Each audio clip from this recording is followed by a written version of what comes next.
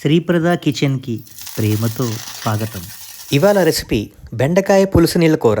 సింపుల్గా మైల్డ్ ఫ్లేవర్స్తో చాలా రుచిగా ఉంటుంది. చూసేద్దాం పదండి.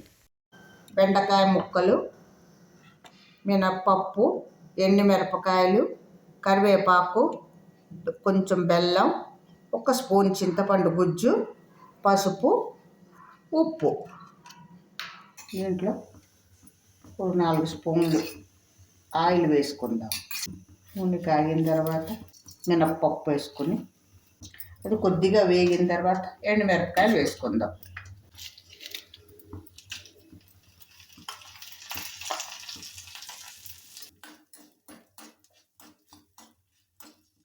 ఈ పోపు పడగానే కూర రుచి ఇంకాస్త మారిపోతుంది.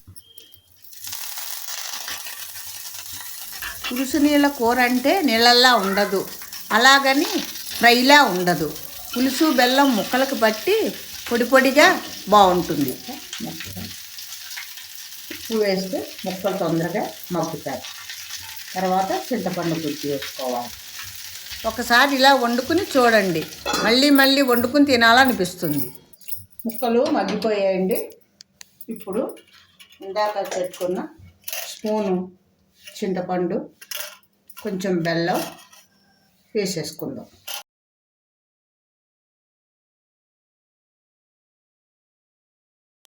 మనం వేయించుకుని పెట్టుకున్న పొడి చేసిన కారం వేసుకుంటే ఈ కూరలో బాగుంటుందండి. ఇది కూడా వేసుకొని 1 సెకండ్ అలా ఉంచుకుని మూత పెట్టుకుంటే దానికి మగ్గుతుంది.